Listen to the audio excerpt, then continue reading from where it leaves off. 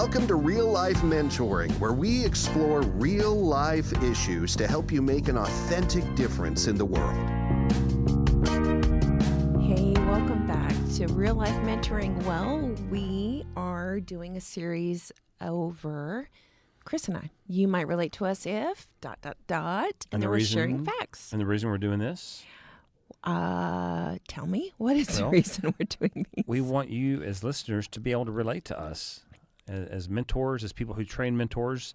Sometimes as people, we're people, and so it helps to get to know one another and say, I would listen to this podcast because I trust these guys based on what they've shared about their own lives. Yeah, it's also an exercise in us just practicing what we preach, so to speak. We value authenticity in people's lives, and so as we just share with you our authentic selves, it just models what we believe makes healthy relationships. Why are you smirking? No, nothing. You tend to chuckle. Okay. All right, you saw potential in yourself. Or excuse me. What? Wrong. Let me back up. Yeah. Christina. Yes. People may relate to you if they didn't ever feel like the cool kid. Should I expound on that? Well, you don't for me, but you probably should the audience. Well, I think I already shared on a previous episode that my family moved around a lot, but I never felt really like the cool kid. And it's probably everybody's story everywhere, but let me just share illustrations of why I didn't feel like the cool kid. In junior high, I was in band. Enough said, right? You just insulted all band people. I know, but I was one too, so I think I can.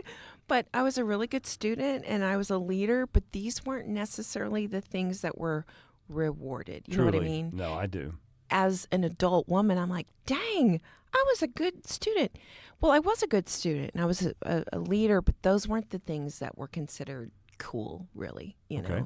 So I do have an example of what highlighted the fact that I wasn't a cool kid. So in junior high, my favorite teacher, she was my speech and drama teacher. Aren't you shocked?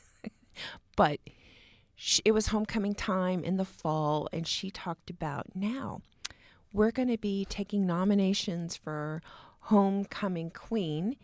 And she said, this person isn't just the most popular student or the prettiest. It's not a popularity contest, which I'm thinking, you are so out of touch because that's exactly what homecoming queen is. But she said, so when you're nominating people, think of people that are overall leaders, who are good students. For example, like Christina. Well, I died 1,000 deaths because I wasn't homecoming queen material. Based on what the cool kids said. And so it just asked me if I got nominated for homecoming queen. Did you? No, of course not. But what she said kind of put you out there. Yeah. Wow. And still didn't get nominated. Let me make sure we understand. Yes. So, guys, don't just vote for the most attractive or what would you say? Basically, she was saying, have pity on people like Christina, and so who will never be. No, for instance, maybe you vote for Christina. Wow.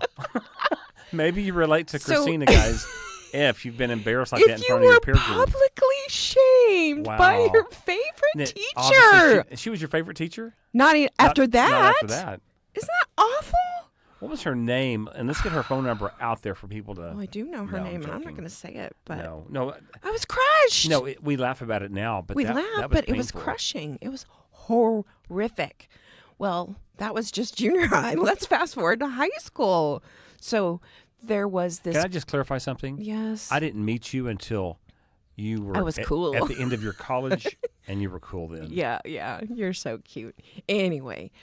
When I was in high school, of course, I wasn't invited to be part of this cool sorority. All the cool girls were part of this sorority. Well, I wasn't invited. I was in band again.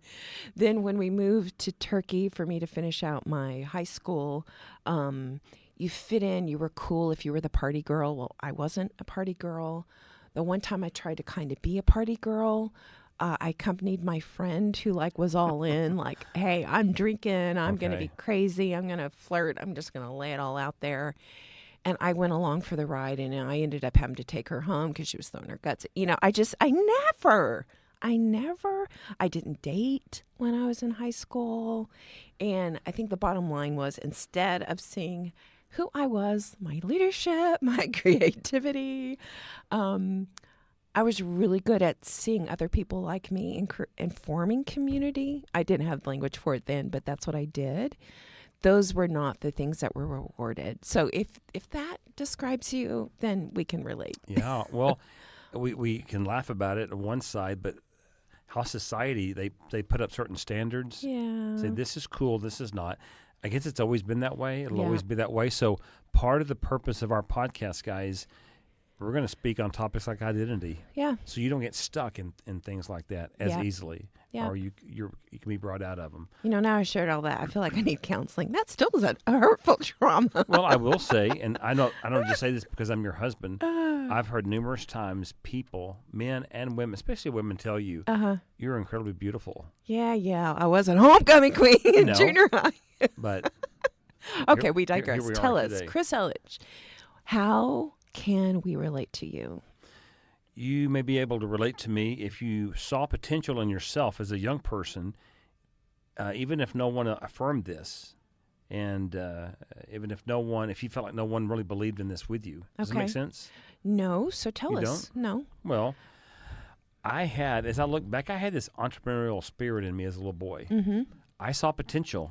I lived in this, I was part of this family, major dysfunction, alcoholism, poverty, but I always saw potential. Mm-hmm. Now, I don't remember talking to anyone about this. Yeah. There was no one in my life to sit down with me and say, hey, tell me what goes on inside your head. What do you think about yourself? What do you think about your potential? Mm-hmm. But I had that in me. Okay. And I know God put it there.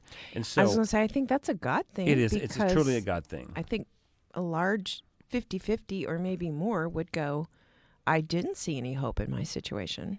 But you did, you're saying. I always did. Mm-hmm. But when I say an entrepreneurial spirit, even as I was probably third and fourth grade, I wanted to have a job so I could earn my own money, and don't laugh, that's another topic. Buy your own third and fourth grade boy kinds of things, well, I maybe, guess. Yeah.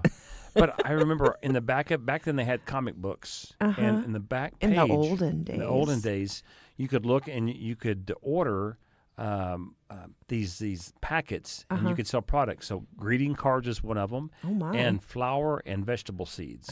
Now, that sounds crazy now, but I ordered both different times, and in the mail would come this box, and it would open up like a display. Ooh. And you'd have all these. You were a traveling salesman in the third grade. Yeah, I was. Flour seeds on one side, vegetable seeds on the other. And I would go door to door and open my little warehouse up with a little box. And, wait. Would you like to buy some seeds? With your little Ernie Douglas glasses on. Yes. Oh, my gosh. I was, if you guys know My Three Sons, it's an old TV show. I would have picked you up off the street if I was an Ernie adult. Douglas, the slick hair with the black frame glasses. Sad but true. So anyway. My word. With the greeting cards, I bumped it up a little bit, and I went to the greeting cards and opened up this display. Aww. And probably some people purchased it, out of pity. Well, no, maybe. But the point is, you might relate to me if you saw potential in your own self that no one else spoke about. And some other things I thought about. That was various ways trying to raise some money, earn money. As a fifth grader, I entered a speech competition. Okay. And there was a club called 4-H. And I've shared this before, I believe. I think there still is 4-H. Well, it was for me. It's a small country school. And you could either buy some kind of farm animal and raise it, which I had no desire to do. And I had no money for that. Or you could give a speech. But I was a shy, insecure little boy, but I chose to give speeches. And this is cool. Just the other day, I'm going through a box of memorabilia that we had in the garage. I pulled out, I didn't know I still had this, a blue ribbon with a medal on it that I won for first place in the speech contest. I love that. Where's that medal? It's on the ribbon. I know, but where's the ribbon? I put it in the office at the house. Good. I love that. As a reminder. And so I knew I had potential, although I really doubted it at times. But I got up there and gave the speech at our school. I got the first place ribbon, and then we went to the next competition at another school. I love it. Where other schools competed. And so I saw that in me, but I just needed some affirmation. See, what else? Oh, I always believed I'd graduate from college. So you might relate to me if you saw potential in yourself, but no discussions ever happened about this in your home. So even as a young boy, college was never spoken about. Okay. College was not something my parents had the privilege of being a part of. Sure. And so, but I always knew as a young boy, I'm going to go to college and I'm going to graduate. I love that, which fits you. You always see big picture. Yeah, and there's many things. I don't even remember any school counselors, junior high or especially high school, giving me encouragement and saying, Chris, I see this in you. Yeah. You can go to college. You can do this. I always felt, you may relate to me, if you always felt alone on the journey and you've got to just push forward and figure things out yourself. I love that you always saw big things for you, even though like the practicality of that, your parents didn't have money. There was even probably little to no mention of college, but you were like, nope, this is what I'm going to do. Yeah, there's an old TV show called Bewitched. Yeah. Darren Stevens was the dad, the husband, and he was an architect. And I thought, I want to be like a Darren Stevens. I never as knew a that. little boy, yeah. So I'll go to college and be an architect. Unfortunately, the math part didn't work out with me so well. Yeah. No, not unfortunately. I wasn't supposed to be. But that was kind of like a goal that I want to have a nice wife. Got that. Nice house. I got that. I want to have a nice career. I got that. It doesn't mean we don't have challenges. Yeah. But I saw potential even as a boy. So you might relate to me if as a boy or a girl you saw potential in yourself that no one ever believed for you, or they at least didn't express it. Thanks for sharing. I love that. Well, again, all the whole reason we're doing this is so that you can have a deeper connection with this podcast through us and while we're doing these. So thanks for listening today to the Real Life Podcast, where we've given you snippets about who we are and how you might be able to relate to us.